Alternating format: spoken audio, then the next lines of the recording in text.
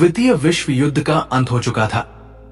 बम गिर चुके थे, शहर राख बन चुके थे और इंसानियत थक चुकी थी।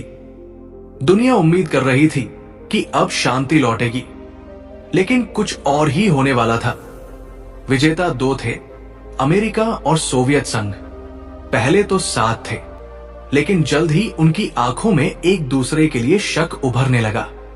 एक चाहता था आजादी, लोकतंत्र, खुला बाजार। दूसरा चाहता था समानता, नियंत्रण और एक ऐसा समाज जहां सब बराबर हों। और यहीं से शुरू हुई एक जंग जो कभी खुले मैदान में नहीं लड़ी गई, लेकिन जिसने पूरी दुनिया को अपने डर से जकड़ लिया। भाग 1, दो दोस्तों की दुश्मनी, शीत युद्ध की शुरुआत। द्वितीय विश्व युद्ध अभी अभी खत्म हुआ था। दुनिया में बर्बादी छाई हुई थी, लेकिन इसी बर्बादी से उभरे दो दोस्त, अमेरिका और सोवियत संघ।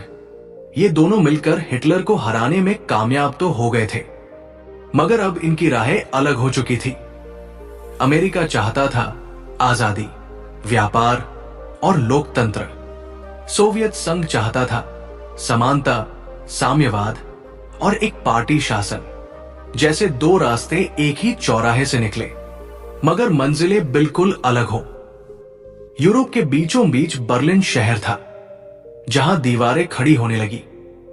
एक तरफ आजादी की चमक थी, तो दूसरी तरफ डर और निगरानी। और यहीं से शुरू हुई एक ऐसी जंग जिसमें गोली नहीं चली, लेकिन पूरी दुनिया कांप गई। भाग 2, हथियार नहीं, डर की दौड़। अमेरिका ने जब हिरोशिमा पर परमाणु बम गिराया, पूरी दुनिया कांप उठी। पर अब सोवियत संघ भी पीछे नहीं रहने वाला था। जल्द ही दोनों देशों के पास इतना विनाशकारी हथियार था कि पृथ्वी को कई बार खत्म किया जा सकता था। इस डर ने जन्म दिया एक शब्द, मैड म्यूचुअली एश्योर्ड डिस्ट्रक्शन। मतलब, अगर तुम मुझे मारोगे तो मैं भी तुम्हें साथ लेकर जाऊंगा। इस बीच अंतरिक्ष में भी जंग शुरू हो गई।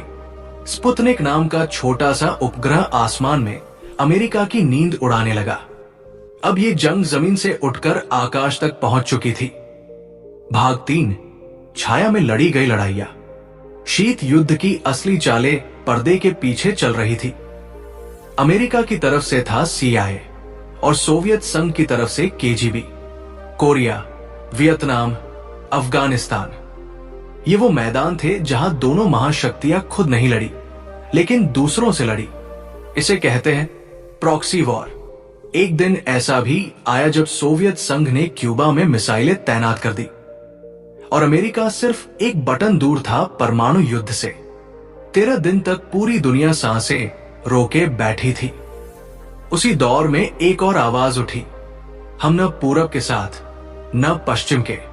ये आवाज थी भारत जैसे देशों की गुट निरपेक्ष आंदोलन। भाग 4, शब्दों और विचारों की जंग। ये जंग अब केवल हथियारों की नहीं रही, ये बन चुकी थी विचारों की लड़ाई।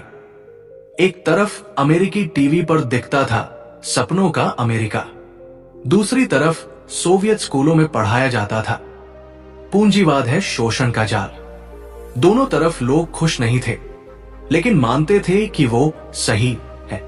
जैसे एक दीवार दोनों देशों के बीच नहीं, हर इंसान के दिमाग में बन चुकी थी। समय बीतता गया, लेकिन सोवियत अर्थव्यवस्था लड़खड़ाने लगी। जनता सवाल पूछने लगी और वो सवाल धीरे धीरे क्रांति में बदलने लगे। भाग 5, अंत की शुरुआत। 1985 में आया एक नया नेता, मिखाइल गोर्बाचेव। उसने कहा, हमें बदलना होगा। ग्लासनोस्त, खुलापन और पेरेस्ट्रोइका, सुधार जैसे शब्दों के साथ सोवियत संघ में बदलाव की हवा चली, लेकिन बहुत देर हो चुकी थी। 1989 में बर्लिन की दीवार गिर गई, वो दीवार जो विचारों को बांटती थी। और 1991 में सोवियत संघ टूट गया, शीत युद्ध खत्म हो गया और अमेरिका बचा एकमात्र महाशक्ति।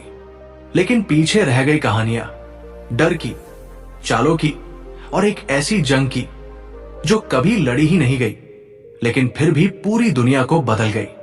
1991 में सोवियत संघ का अंत हुआ और एक युद्ध जो कभी आधिकारिक तौर पर घोषित ही नहीं हुआ, आखिरकार खत्म हो गया। दीवारें गिरी, लोग गले मिले, लेकिन मन में जो शक, जो डर, जो हथियार थे, वो इस ठंडी जंग की सबसे गर्म यादें बनकर रह गए।